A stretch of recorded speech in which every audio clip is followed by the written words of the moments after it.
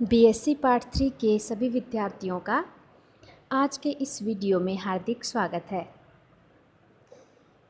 Dear students, प्रिय बच्चों, हम पढ़ रहे हैं लेबियो फिश। और लेबियो फिश के हमने डिफरेंट सिस्टम्स पढ़े हैं और आज हम पढ़ने जा रहे हैं लेबियो फिश का वर्टिब्रल कॉलम या वर्टिब्रल सिस्टम हम कह सकते हैं। वर्टिब्रल कॉलम जो होता है वो हम जानते भी हैं और मैं आपको बता दूं, ये जो बैकबोन होती है, रीढ़ की हड्डी होती है, उससे रिलेटेड होता है। मींस उसमें कौन कौन सी वर्टिब्री, किस तरह की वर्टिब्री पाई जाती हैं। और वर्टिब्री तो आप जानते ही हैं, जो बैकबोन होती है, रीढ़ की हड्डी होती है, उसमें छोटी छोटी बोन्स से मिलकर वो बनी होती है।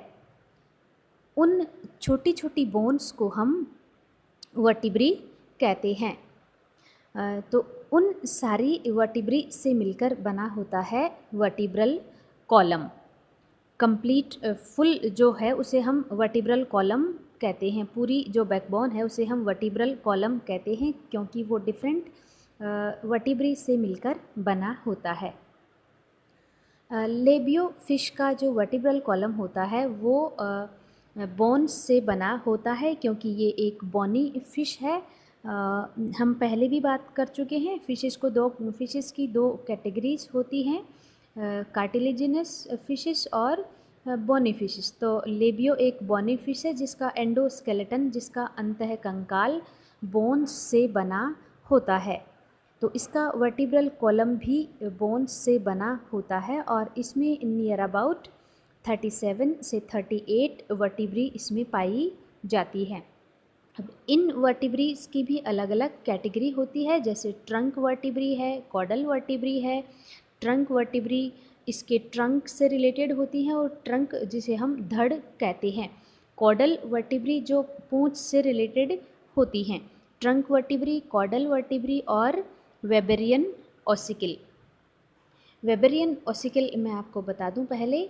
वेबेरियन ऑसिकल में 4 छोटी छोटी बोन्स आती हैं जो एयर ब्लैडर और इंटरनल ईयर को कनेक्ट करती हैं। अब इनको वेबेरियन ऑसिकल क्यों कहा जाता है? क्योंकि इनको खोजा गया था, इनका नाम दिया गया था वो एक साइंटिस्ट के आधार पर दिया गया है जिन्होंने इनको खोजा था, और उनका नाम है वेबर। उन्होंने 1820 में इसको खोजा था, तो उनके आधार पर ही, वैज्ञानिक के नाम के आधार पर ही इनको वेबेरियन ऑसिकल कहा जाता है। ऑसिकल यहाँ पर बोन से रिलेटेड है। अब हम बात करते हैं ट्रंक वर्टिब्री और कॉडल वर्टिब्री की। प्रिय बच्चों, आप यहाँ डायग्राम देख रहे हैं, ये ट्रंक वर्टिब्री के हैं और कॉडल वर्टिब्री के हैं। जो आपको ए डायग्राम दिख रहा है, ये है ट्रंक वर्टिब्री। अब ट्रंक जो वर्टिब्री है वो यहाँ पर पोस्टीरियर व्यू से दिखाई गई है। पीछे के साइड से ये आपको इसका डायग्राम दिख रहा है। अब कोई भी जो वर्टिब्री होती हैं उनमें कुछ इम्पॉर्टेंट प्रोसेसेस होते हैं, कुछ इम्पॉर्टेंट उसके स्ट्रक्चर होते हैं। जैसे वर्टिब्रल कॉलम में ये सेंट्रम है, ये वर्टिब्री में एक इम्पॉर्टेंट पार्ट होता है। और ये सेंट्रम है, ये भी अलग अलग टाइप्स के होते हैं। सेंट्रम के भी अलग अलग प्रकार होते हैं। तो जो ट्रंक वर्टिब्री होती हैं उनका सेंट्रम प्रोसीलस प्रकार का होता है। प्रोसीलस प्रकार का सेंट्रम पाया जाता है। अब मैं आपको बताऊं कि ये प्रोसीलस प्रकार क्या होता है। नाम के अकॉर्डिंग अगर हम देखें तो प्रो मीन्स आगे वाला पार्ट, और प्रोसीलस मीन्स जिस वर्टिब्रा का आगे वाला भाग कॉनकेव होता है।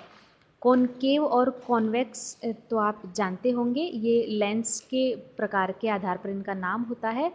कॉनकेव प्रकार मीन्स आगे जिसमें गड्ढा पाया जाता है, और पीछे का जो सेंट्रम होता है पीछे वाली डायरेक्शन से, वो होता है कॉन्वेक्स प्रकार का। और कॉन्वेक्स मीन्स उभरा हुआ। जैसे हमने छोटी क्लासेस में लेंस भी पढ़े थे, कॉनकेव और कॉन्वेक्स लेंस, तो वो ही जो फॉर्मूला है यहाँ पर वो काम आ रहा है उसी के आधार पर। तो प्रोसीलस प्रकार का सेंट्रम मीन्स जो आगे की ओर से कॉनकेव होता है और पीछे की ओर से ये कॉन्वेक्स होता है, उसे हम प्रोसीलस प्रकार का सेंट्रम कहते हैं। तो लेबियो फिश के वर्टिब्री में ट्रंक वर्टिब्री में प्रोसीलस प्रकार का सेंट्रम पाया जाता है। अब इसके अलावा हम यहाँ स्ट्रक्चर देखें, ये है इसका सेंट्रम, आगे से कॉनकेव होता है, पीछे से convex, that is procoelous type of centrum. फिर ये हैं इसके कुछ प्रोसेसेस निकले होते हैं जिन्हें हम यहाँ ये जाइगोपोफाइसिस बोलते हैं, ये दोनों जाइगोपोफाइसिस हैं। और ये जो आपको यहाँ ये स्ट्रक्चर होल लाइक स्ट्रक्चर दिख रहा है, इसे हम न्यूरल कैनाल कहते हैं। ये न्यूरल कैनाल है और ये यहाँ न्यूरल स्पाइन है। डियर स्टूडेंट्स, ये जो प्रोसेसेस हैं वो सभी वर्टिब्री में प्रेजेंट होते हैं, कुछ में कम होते हैं और कुछ वर्टिब्री में ज़्यादा प्रोसेसेस प्रेजेंट होते हैं। ट्रंक वर्टिब्री, कॉर्डल वर्टिब्री, इन सब में इन प्रोसेसेस का नाम यही रहता है, बस कुछ वर्टिब्रीज में नंबर ऑफ प्रोसेसेस ज़्यादा होते हैं और कुछ में कम होते हैं। जैसा कि हम यहाँ ये कॉर्डल वर्टिब्री में भी देख रहे हैं, ये दोनों कॉर्डल वर्टिब्री हैं, इसमें ये सेंट्रम है और ये ऊपर के प्रोसेस हैं, ये नीचे के, लेकिन प्रोसेसेस इनमें जो नाम होता है वो सेम होता है। तो इस ट्रंक वर्टिब्री में हम देखें, यहाँ सेंट्रम है, ये जाइगोपोफाइसिस बोलते हैं, इसको ये न्यूरल कैनाल कहते हैं, ये है न्यूरल स्पाइन, ये स्पाइन लाइक स्ट्रक्चर है जो इवन ह्यूमन वर्टिब्री में भी प्रेजेंट होता है। ये यहाँ पैरापोफाइसिस है। अब हम बात करते हैं कॉर्डल वर्टिब्री की। कॉर्डल वर्टिब्री का जो नंबर होता है वो नियर अबाउट 17 होता है और इनका सेंट्रम होता है वो एम्फीसीलस प्रकार का सेंट्रम होता है।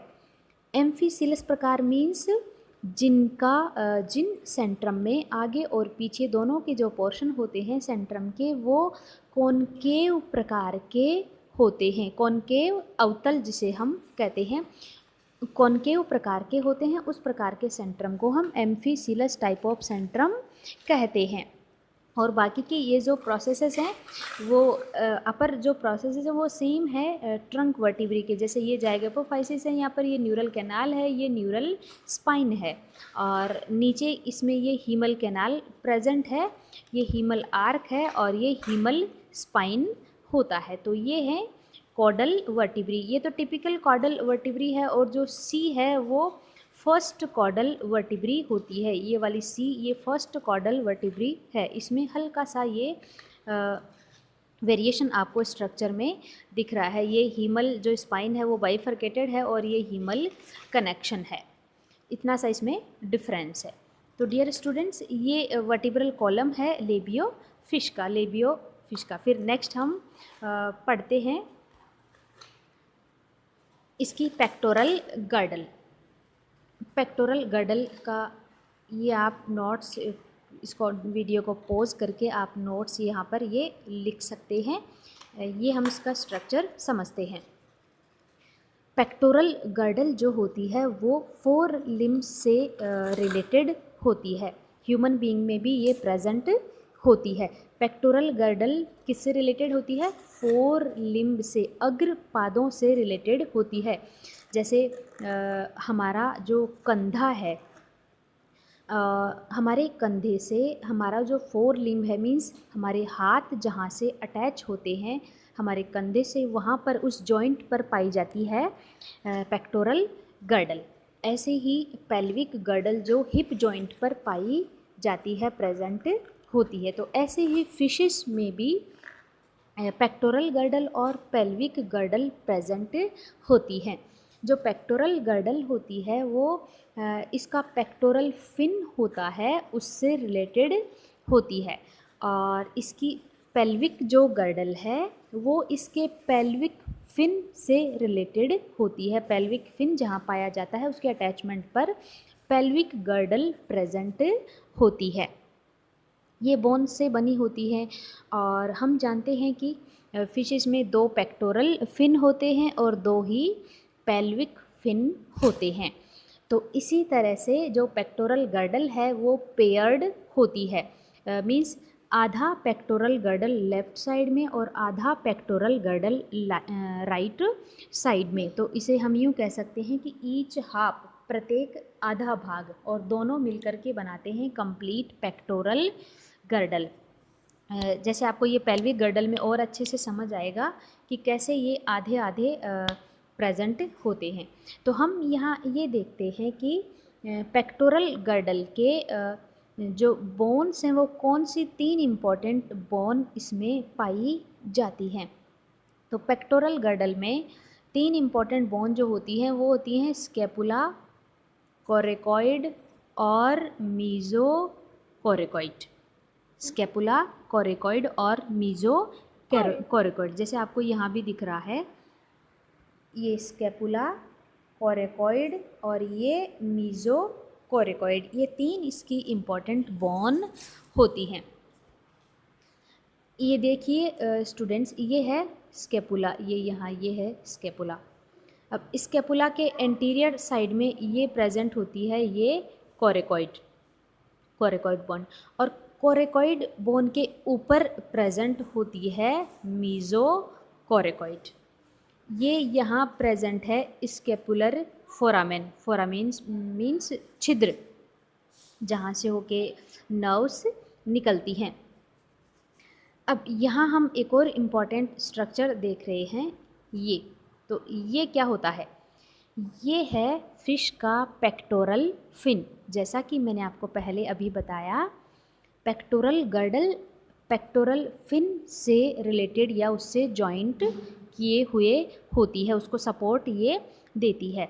तो इसका जो पेक्टोरल फिन है वो बहुत सारी फिन रेज से बना होता है। ये इसकी फिन रेज हैं, ये फिन रेज, ये जो फिन रेज होती हैं वो पेक्टोरल फिन को सपोर्ट देती हैं, उसको आधार देती हैं, उसको ये सपोर्ट प्रदान करती हैं। ये फिन रेज कार्टिलेजिनस भी हो सकती हैं और बोनी भी हो सकती हैं, कार्टिलेज की भी बनी हो सकती हैं और बोन्स की भी बनी हो सकती हैं। तो इस तरह से ये फिन रेज जो होती हैं वो पेक्टोरल फिन को आधार प्रदान करती हैं। फिर ये इसकी और जो सपोर्टिंग बोन्स हैं ये पेक्टोरल गर्डल में प्रेजेंट होती हैं। ये पोस्ट टेम्पोरल है, ये क्लेविकल बोन है जो इसमें पाई जाती है। अब हम देखते हैं पेल्विक गर्डल। अब पेल्विक गर्डल मैंने आपको बताया ये पेल्विक फिन से रिलेटेड होती है और एनल फिन के एंटीरियर डायरेक्शन में ये पाई जाती है। हम इसका स्ट्रक्चर देखते हैं, ये है पेल्विक गर्डल।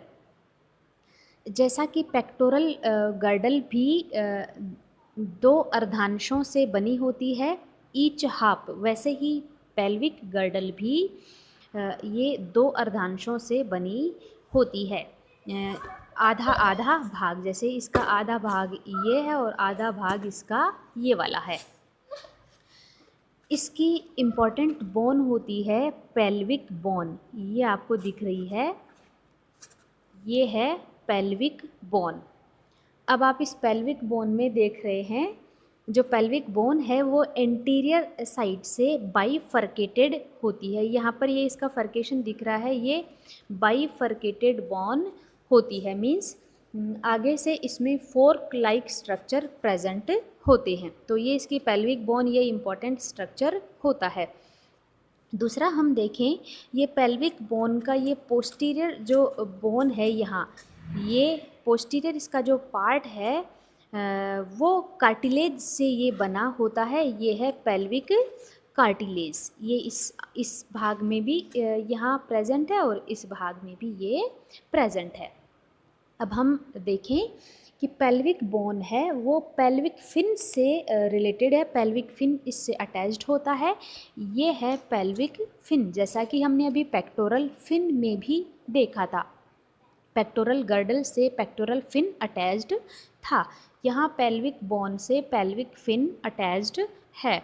और इस पेल्विक फिन में ये फिन रेज प्रेजेंट होती हैं, और जैसा मैंने आपको पहले बताया फिन रेज जो होती हैं वो फिन्स का एंडोस्केलेटन बनाती हैं, इसका अंतः कंकाल बनाती हैं। तो डियर स्टूडेंट्स, ये हुई हैं अपने लेबियो फिश की पेक्टोरल और पेल्विक गर्डल, जो इम्पॉर्टेंट गर्डल होती हैं जो ह्यूमन बींग्स में भी प्रेजेंट होती हैं। आप इन दोनों के स्ट्रक्चर को बना के लर्न करें। और आज के लिए इतना काफ़ी है डियर स्टूडेंट्स, आप इसके नोट्स बनाएं अपनी कॉपी में और कंटिन्यू स्टडी करते रहें कोविड-19 पेंडेमिक के दौरान। Thank you.